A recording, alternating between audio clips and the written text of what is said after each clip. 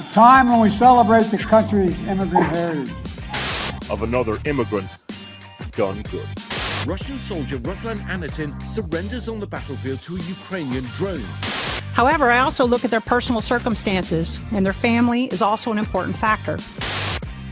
The Space Force does its best version of equity. Joe Biden, the American immigrant story.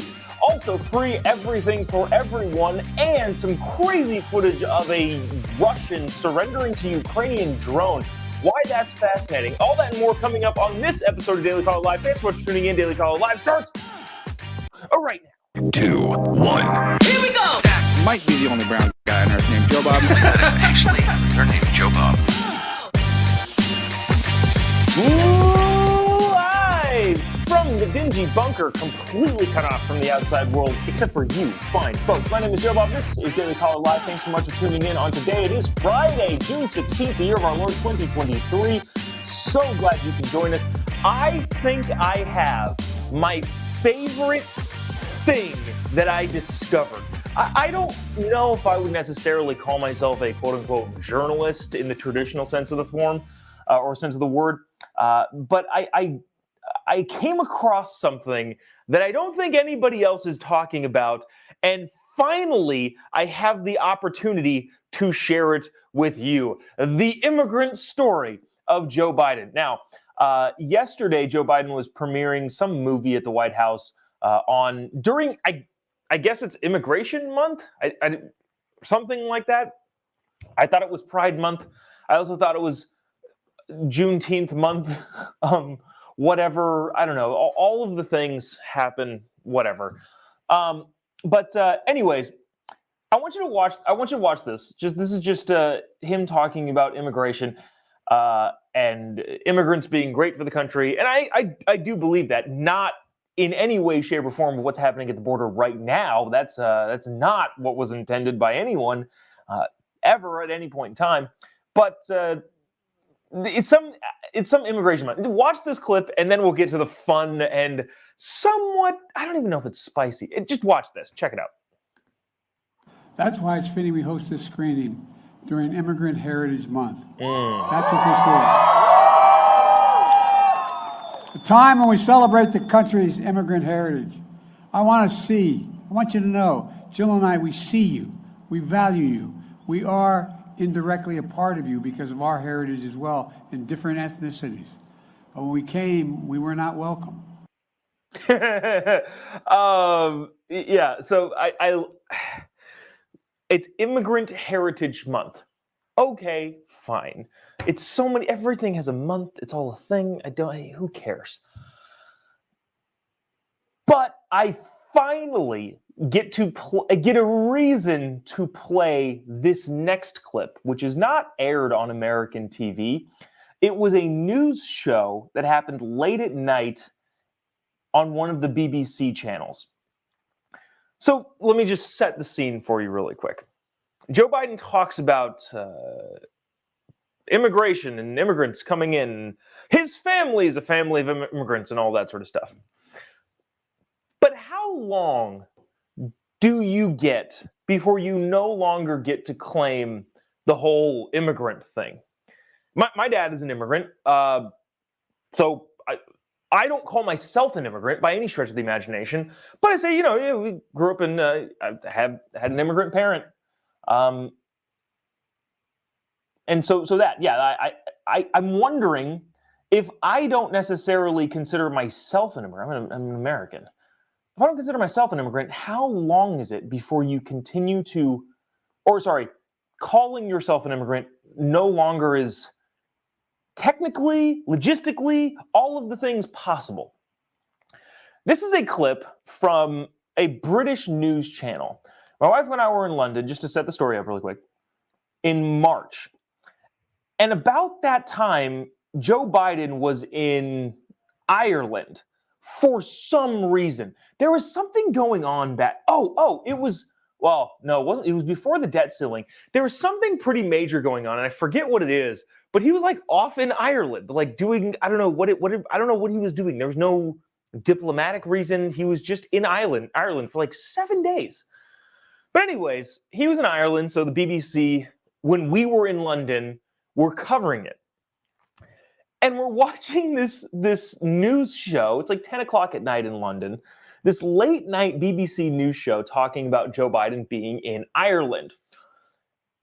And what the show said about the ancient United States president, I thought was hilarious. I'm going to play this in full, and then I'm going to play the last part for you again, probably. Watch this clip from the UK's news channel, late night, of Joe Biden while he was in Ireland. Check it out. The visit may have lacked a specific political punch, but the man did get to recharge his identity batteries. Irish-American voters got to see him embraced by a country some still feel connected to. Irish politicians got to rub shoulders with the most powerful man in the world. And the Irish tourist economy got millions of dollars of free publicity. Are you seriously related to Joe Biden? Yes, I am. The Owl Triangle pub, Dublin, unlikely to ever be the backdrop to a Biden photo opportunity. But the men here remarkably uncynical about the visit. Many worked on the buildings in the UK and the US. People, in other words, who appreciate the ultimate story of another immigrant done good.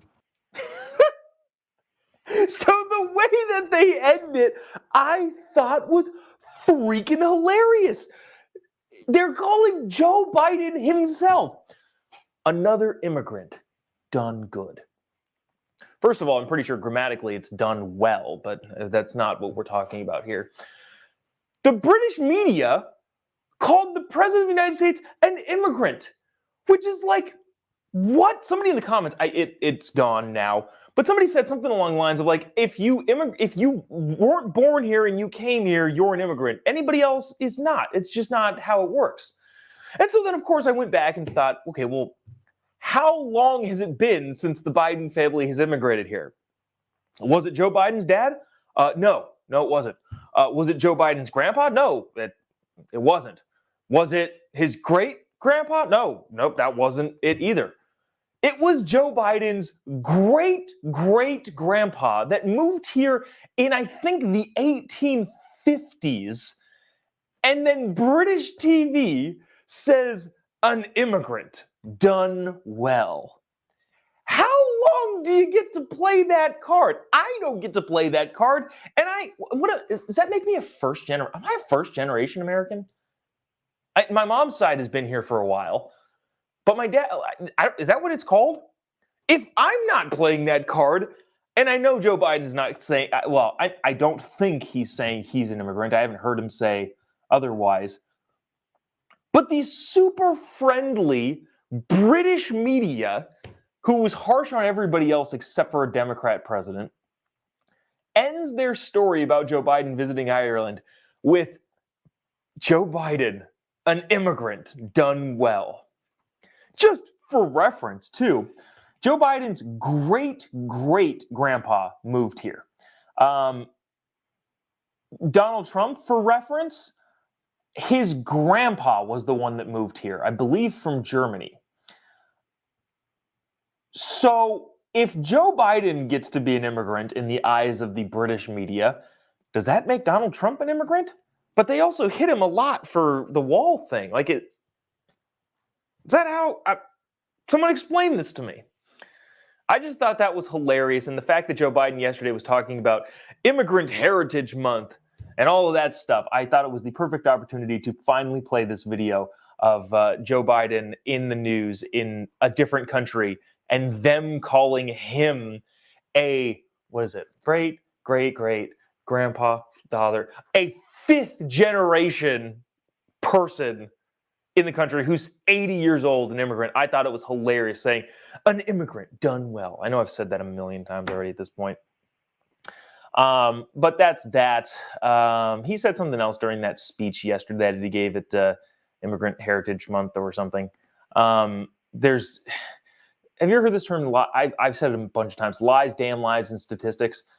Statistics are often incredibly misleading, and that's if they're true. According to a bunch of different outlets, this statistic that Joe Biden is going to throw out is just patently false. Not only is it not true, not only is it not misleading, it's not even misleading, it's just not true. Check this out. You know, and I'll never stop fighting for you, I promise you. Because fighting for you, by the way, I love when people say, well, why do we spend so much? You realize that 26 out of every 100 students in grades kindergarten through 12 speak Spanish? No, think about it. What in the heck are we talking about here?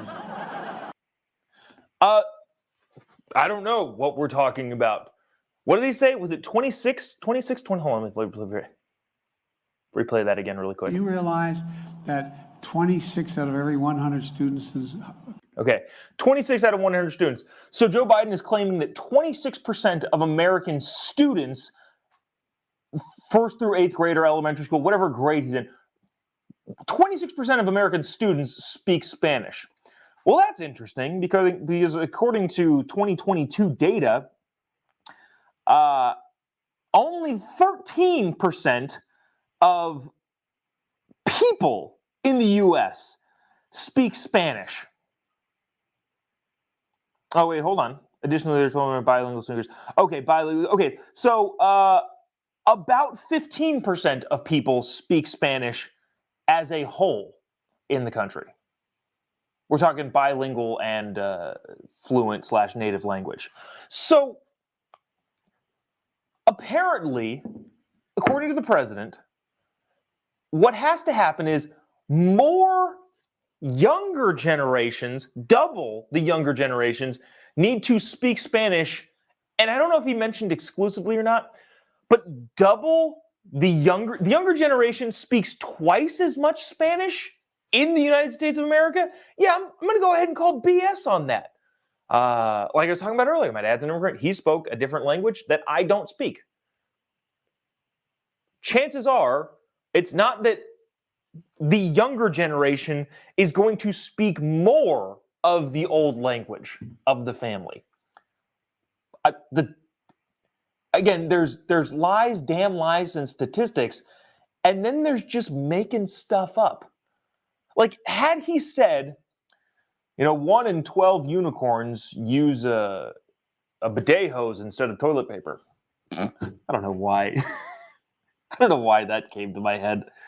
But that statistic is just as true as the statistic that Joe Biden threw out. So, statistics can be misleading, but they also can just be freaking wrong because, I don't know. That's just how that works. Oh, what happened here? We came to the center. Okay, so here we go. Let's get to some more interesting-ish stuff. Did you hear about this? Sometimes early in the morning when I'm like typing out these chyrons of what this is going to say, I don't know what happens. I don't know how I landed on free ERRTHANG for ERRBODY. But that is what Bernie Sanders and Pramila Jayapal are trying to do. Bernie Sanders on the Senate side and Jayapal on the House side, both Democrats, trying to make college free for dang near everyone. Watch this Fox clip. They got Jayapal outside of the, I don't know if it's the Capitol building or where her office is, but it looked like the Capitol building. Fox News got her talking about it. And, the whole idea of spending money and not, oh, shoot, I should have pulled that NPR video. Watch this video and we'll talk about this whole idea of modern monetary policy and debt and just we have unlimited money. Of course, that's not the case, but I want you to watch this. Check it out. The College for All Act, sponsored by Senator Bernie Sanders and Congresswoman Pramila Jayapal, would make public college free for families making under $250,000, but they are dancing around the question, who is paying for it? Is it really free? Well, it is really trying to ensure that families, the majority of families, earning up to $125,000 for an individual or $250,000 for a family, are able to access higher education. Is part of it paid through a tax on Wall Street, individual stock transactions? Put that in, but yes, certainly there's lots of different ways to pay for it. We don't suffer from scarcity. That's interesting. So, Pramila, I would assume, and Bernie believe in this thing called like the modern monetary policy. Is that what it's called? I'm pretty sure. It basically that there's this idea of endless debt that we can take on, and eventually it'll all be okay. I brought that up because NPR, my cousin sent me this thing that NPR put out, and it was this really weird video that wasn't even, I wish I should have pulled it down and had it here. It was this really weird video that this guy was saying, well, here's all of the things that we can do with money. We can just print more money, and then when it becomes too inflationary, we can take the money back.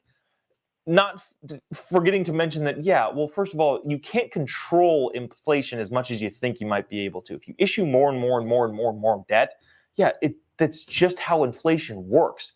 At the same time, okay, so you're going to take the money out of circulation. How are you going to do that? Is it taxes? Is that how you do it? Is it raising tax? Is that how you confiscate and constrict the money that's in circulation? Yes, it is. And guess who likes higher taxes? Freaking nobody. Bernie and Jayapal and a bunch of Democrats are also famous for saying, well, the rich need to pay their fair share.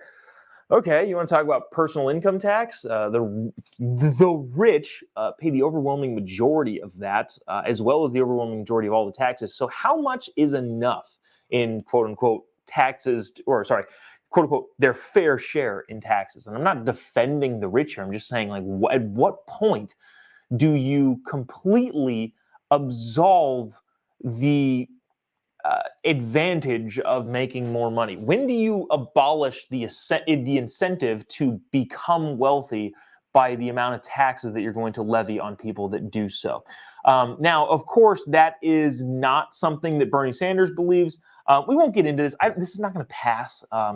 It's just not. It's not going to get through the Senate. It's going to be blocked by Sinema, Joe Manchin, and probably like John Tester, who's now one of the new Democrats in the Senate. That's like, I think he's from Montana, who is like holding things up. So I'm not worried about this bill at all in any way, shape, or form. But I do like bringing Bernie up. I don't know what I just did with my hands there. I do like bringing Bernie up to talk about the fact that Bernie Sanders does not believe in the profit motive. He's said this a couple of times in a bunch of different interviews from way, way back when, that he does not believe in the profit motive. What is the profit motive? Well, it's the idea that people are motivated by profit and personal gain. If you're not incentivized by profit and personal gain, you won't work hard. Now, he doesn't have to believe that, because it's objectively true. That's the thing with all of this like free policy college stuff, free socialist whatever nonsense. At a certain point, if you eliminate the opulence of making money, you're going to get people to stop trying. You don't have to believe in the profit motive, but it exists. That's like saying, I don't believe this is a desk. That's fine. You don't have to believe it's a desk. It is, but I guess if you don't want to, that's your loss. Bernie Sanders saying he doesn't believe in the profit motive is debunked by anybody looking at their job going, yeah, it's not my favorite thing to do, but it does make me money. In other words, if there was no financial incentive or profit in anything that I did, I wouldn't do it. Like I just wouldn't do it. I would much rather be, I don't know, outdoors, hiking, fishing, surfing, whatever you want to, whatever. I would just do it. I enjoy the process of making money. I like that as a business-minded person. But at the same time, the profit motive is an inarguable feature of human nature. You can say, oh, I don't believe in it, but that's fine. It exists. Who of any of the people that you know say, all right, we're going to cut your paycheck. You're no longer getting paid to do this work. How many people do you think still show up for the job? My guess is that number is pretty dang near close to zero. So anyways, we won't belabor on that because, well, it's stupid and idiotic and doesn't have an actual shot. I'm sure there's a bunch of talk radio shows or talk shows in general that are going on about this, and they're all upset about it. But at the end of the day, it's just not going to happen. And I want to move on to this because I think this is a fascinating other thing that's going on in this country. So you want to talk about how the heck do I keep getting the wrong chyrons on this? Do I just am I not paying attention? I need a supervisor. I need someone to supervise me in the morning when I'm typing this stuff up. Anyways, this is moving on to other things that don't exist in the real world. Not don't exist in the real world. You know what? Yeah, we'll start here. This is the U.S. Space Force Lieutenant General Diana Burke, or a Lieutenant General in the Space Force, Diana Burt, saying that, well, I'm just going to play the video. I'm going to let her speak for herself. This is another just reality component of lowering standards and doing things in a way that doesn't make the most sense, but it makes us feel good. Watch this. This is from the Space Force, a branch of the U.S. military. Check it out. January of this year, more than 400 anti-LGBTQ plus laws have been introduced at the state level. That number is rising and demonstrates a trend that could be dangerous for service members, their families, and the readiness of the force as a whole. When I look at potential candidates, say for squadron command, I strive to match the right person to the right job. I consider their job performance and relevant experience first. However, I also look at their personal circumstances, and their family is also an important factor. If a good match for a job does not feel safe being themselves and performing at their highest potential at a given location, or if their family could be denied critical health care due to the laws in that state, I am compelled to consider a different candidate and perhaps less qualified. Those barriers are a threat to our readiness, and they have a direct correlation to the resiliency and well-being of our most important operational advantage, our people. So just to comment here, and I know this is tough commenting on military stuff, having not served in the military and really just an outsider looking in. But at the same time, there always will be barriers to readiness. One of the issues that we currently have that a lot of people think we are not as well suited to take on China, which is really the purpose of having our military, inevitably. Some people think that we are not as equipped to take on China as we might think. And the other component to that is that the barriers put in place from I might be talking myself into a circle here. The barriers put in place to make sure that we're ready exist, and they have to exist. Now, is that exactly what she's talking about? No. What she's talking about is, well, sometimes I look at people who are in critical situations and states that are doing, she said in the early part of that phrase, that there are lots of anti-LGBTQ laws in various states. So the problem with that, and we're not going to go that far into it again, is this whole idea of separating the LGBs and the TQIA plus 1297Z4 people. If you take out the tail of the LGB group, there are effectively zero laws doing that, at least that I'm aware of. The only laws that are being put in place now is, hey, you can't do this as a trans person, whether it be transition your kids, compete in sports. And so to say that those are barriers for someone to do performance, it's saying something that is an 80% win in the country and probably even higher in the particular individual state, saying that that is a barrier to readiness because of somebody that you might hire but can't because their home life is difficult because they can't transition their kid. This is a roundabout way of saying, I wonder what the crossover is. I'd be willing to bet that this is just a political thing, which is a weird thing for military people to get involved with in terms of politics. But at the end of the day, I'm wondering how many people that are up for high-level jobs in the U.S. Space Force, a branch of the U.S. military, how many people that are up for positions of high-end jobs are affected by laws that say you can't transition your kids, and if you are trans, you can't compete in sports? My guess is not many.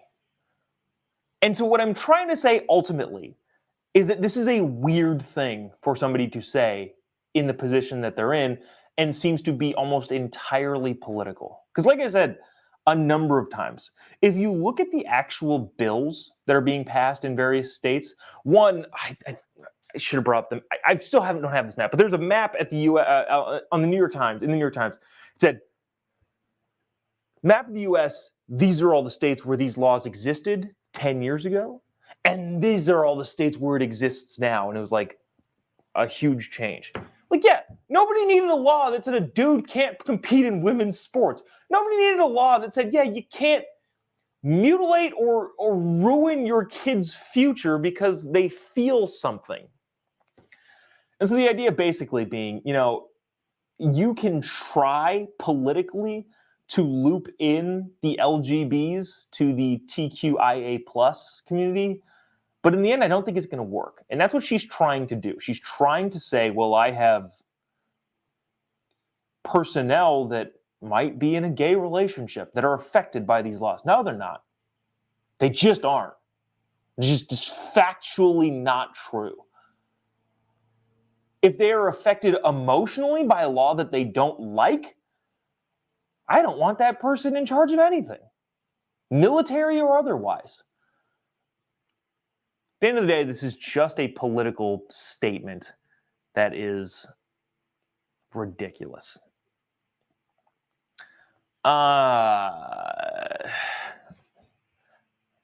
Everyday correspondent Ryan says, since when do we need laws for common sense? Apparently now. It's just true. Apparently we need laws for common sense. Hey, don't punch yourself in the face.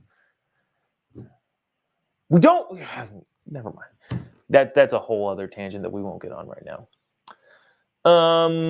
Let's see.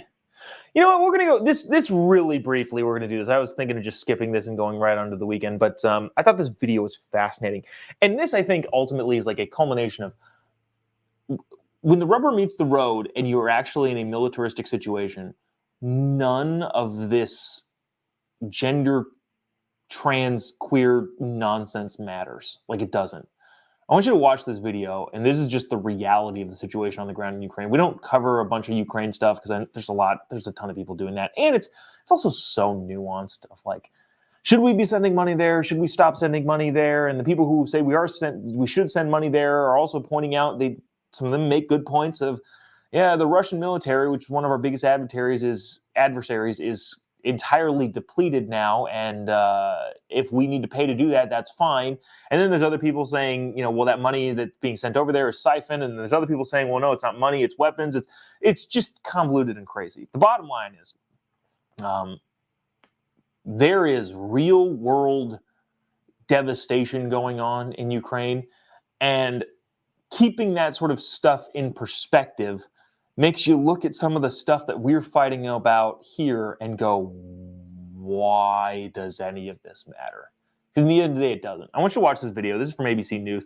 This is a Russian soldier in the trenches surrendering to a Ukrainian drone, which is fascinating. But I want you to watch this. We won't comment much on it afterward, but watch this in the context of us talking about, well, what if our genderqueer teenager wants to take puberty blockers? Will that affect their parents' military performance? I want you to watch this and think of how much that actually matters. Check it out. Tonight, new details of the dramatic moment Russian soldier Ruslan Anitin surrenders on the battlefield to a Ukrainian drone. This video, given to ABC News by the Ukrainian Army's 92nd Brigade, begins with a different Russian soldier running through the trenches amidst fierce fighting near Bakhmut last month. The drone drops... This is extraordinarily frustrating that you can't see in the video because the video is deciding not to play. I'm gonna back it up a little bit so that hopefully it plays here. Army's 92nd Brigade begins with a different Russian soldier running through the trenches amidst fierce fighting near Bakhmut last month. The drone drops an explosive device just a few feet away, knocking him to the ground and eventually killing him. That's when Anitin emerged from a tunnel in the trenches. Realizing he's the last man standing, he uses hand signals to surrender to the drone, shaking his head and crossing his arms in an X. The Ukrainians attach a note to the drone in Russian saying, "Surrender, follow the drone." Anitin reads it and appears to ask for assurance he won't be killed. The drone moving side to signaling, no, he won't. He makes a treacherous walk half a mile across the open battlefield over the bodies of his fallen comrades. Whew, that is some rough stuff. Regardless of what you think, regardless of our U.S. involvement over there, that is some real S. And if and when we are ever put in the situation where we have to be in a physical battle with a foreign enemy, a foreign adversary, none of this stuff we're talking about now is going to matter at all. So, I don't know. Maybe keep that into perspective a little bit. That'll do it for us today. Before we completely check into the weekend, I wanted to bring up this comment. This, I thought, is so simple, but also so indicative of how I think the 2024 election is going to be. Not necessarily a Trump thing, but a Republican versus Democrat thing. Bob says, "Remember when Trump was president and everything was better? ? So simple, yet so persuasive. Like, you think about that, there's lots of man on the street videos out there. You can check out my buddy James Klug you go check out his YouTube channel. He's fantastic. He does a lot of like on the street stuff, and he just asks people questions. And it's anecdotal, obviously, but the amount of people that are like, yeah, dude, this sucks. Whether or not you feel better, this actually sucks. The amount of people that say that is astonishing. So, yeah, Bob, simple. Remember when Trump was president and everything was better? Yeah, that's going to be one of the decisive things in the next election of if it ends up being Biden and whoever he's running against, whether it's Donald Trump or whoever, doesn't matter. I think what everything is going to revert back to is, hey, remember when things didn't cost this much? Hey, remember when interest rates were lower, not having to choke off inflation? And I think that is going to sway a lot of people. But anyways, that'll do it for us today and for this week. Appreciate you sticking around, tuning in. Hope you have a great weekend. I'm in for a busy weekend. When you get older, I don't know if you guys are, I don't know what the age range of people that watch this stream every day. First of all, I appreciate you doing that, but I've noticed there's just so many obligations. You just do stuff and then you die. It seems like you just do things over. Yeah, I've got to go to this. We got to do that. Got to do this. Got to do that. I don't know if that's like a common theme for everybody, but it seems to be. But I don't know. Regardless, have a great weekend. If you haven't already, give me a follow on any of your social media accounts. Got some really, really interesting stuff coming up. I think we're going to have some really, really cool fall comedy tour shows. If you haven't already, go follow me on Instagram, Facebook, YouTube, Twitter, Instagram, Getter, all of these social media platforms. You'll be able to find me wherever, and would love to see you on the road. We are doing things way bigger than I think I've ever done before, and really, really excited about that. That's kind of a new thing. We'll obviously put tour dates out as they come, but you can follow on any of your social media platforms, and hope to see you on the road. But that's it. We will see you on Monday. Have a great weekend. God bless America.